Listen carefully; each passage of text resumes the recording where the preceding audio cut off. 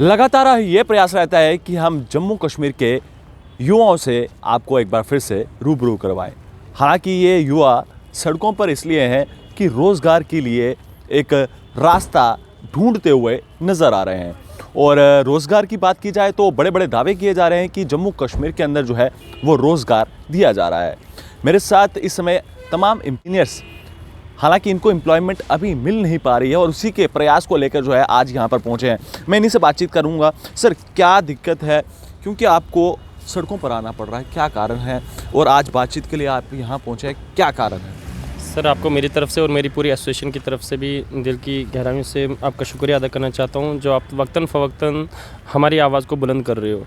मगर बदकिस्मती ये है कि हमारी आवाज़ इन बड़े हुक्मरानों के कानों तक पहुँचने के बावजूद भी खाली हाथ लौटती है। सर, बदकिस्मती हमारी ये है कि इस टाइम इन्होंने जीएडी से पहले एक ऑर्डर पास किया था कि दोबारा से जो रिटायर हो चुके हैं, ऑलरेडी रिटायर हो चुके हैं, उनको दोबारा से एज ए कॉन्ट्रेक्चुअल बेस पर ले रहे हैं।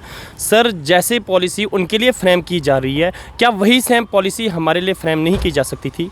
सर, हमारे लिए पॉलिसी तो इधर है, जम्मू कश्मीर में कोई पॉलिसी है ही नहीं फ़िलहाल, हमारे लिए कोई पॉलिसी फ्रेम की ही नहीं है। एक ही पॉलिसी फ्रेम की थी इन्होंने, सेल्फ हेल्प ग्रुप। सर, वो भी उन्होंने एबॉलिश कर दिया। बाद में उनका हम आर भटनागर साहब से भी मिले, खुद क्या बोलते हैं, बसीर खान साहब से मिले। सर, कोई भी ऐसा लीडर यहाँ पे जम्मू कश्मीर में नहीं हमने छोड़ा है जिसके साथ हम मिले नहीं।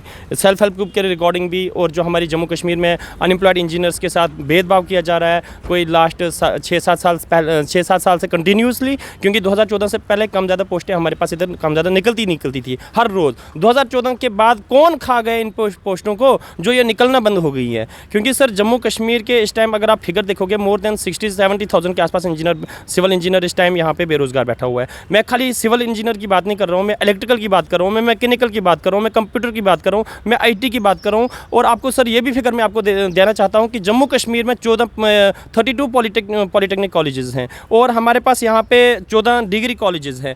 सर, मैं गवर्नमेंट से ये पूछना चाहता हूँ, अगर आप डे बाई डे कॉलेज को खोलते जा रहे हो, क्या उनके लिए कोई रोज़गार भी तो दे दो।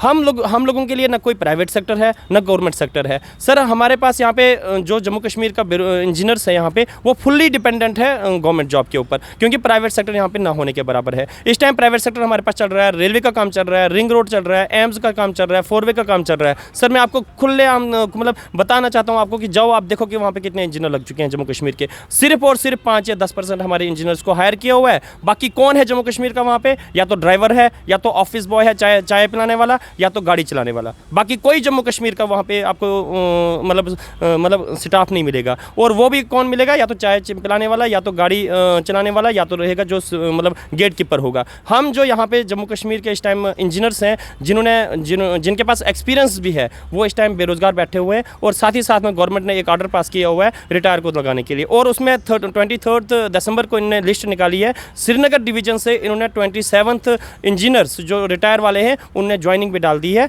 और उन्होंने ज्वाइनिंग डाल दी है। और जम्मू डिवीजन से मोर देन 60-70 के आसपास इंजीनियर्स जो हैं वो भी ज्वाइनिंग डालने वाले हैं। मैं गवर्नमेंट से ये पूछना चाहता हूँ कि अगर हम लोगों को लगाना नहीं है तो कॉलेज को बंद कर दो, फिर रिटायर वालों को ही लगा दो। हर जगह जो रिटायर काम कर रहे हैं उन्हीं को लगाते जाओ। जब हमारा है ही नहीं कोई जम्मू कश्मीर, हम अगर जम्मू कश्मीर के बाशिंदे होने के बावजूद अगर हमारे साथ सौतेली माँ का जैसा सलूक किया जा रहा है तो हम जाएँ तो जाएँ कहाँ?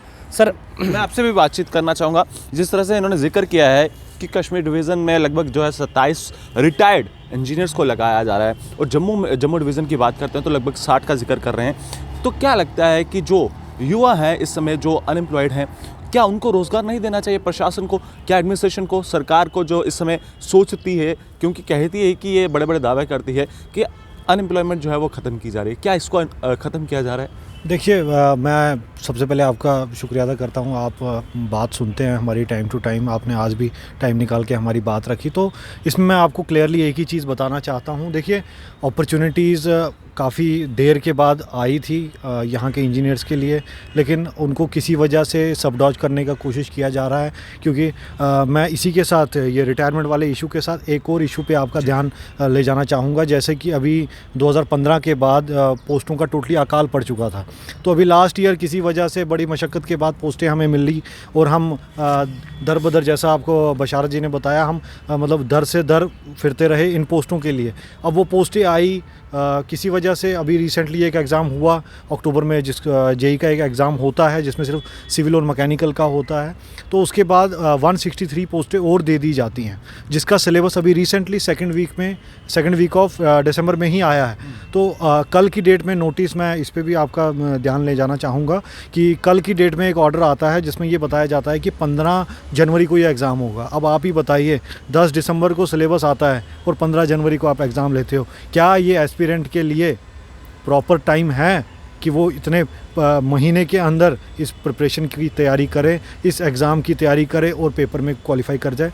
It's not possible. तो मेरी रिक्वेस्ट है एलजी इंतज़ामिया से, एलजी से जो हमारे द्विवेदी साहब हैं, हमारे जेकेएसएसबी में हैं, गैड में जो लोग बैठे हैं, मैं उनसे रिक्वेस्ट करना चाहता हूँ, मेरी हम्बली रिक्वेस्ट है उन सब से कि आप प्लीज़ एक एडुकेट टाइम दें ताकि एस्पिरेंट प्रॉपर तैयारी करें। जहाँ तक रिटायरमेंट की बात है वो तो बड़ा लंबा इशू चला गया, उस पर तो हम रिक्वेस्ट करना भी थक चुके हैं, हमने दर बदर उनके मेमोरेंडम भी पहुंचाए, आज तक कोई जवाब नहीं आया।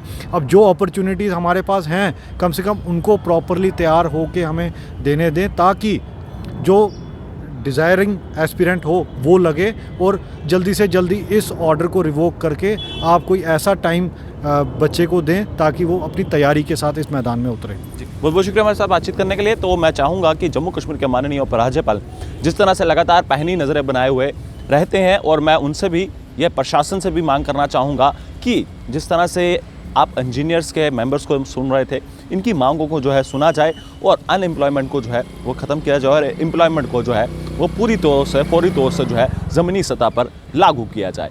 तब तक के लिए आप बने रहें। JK24/7 के लिए कैमरा पर्सन दीपक कुमार के साथ, धन्यवाद।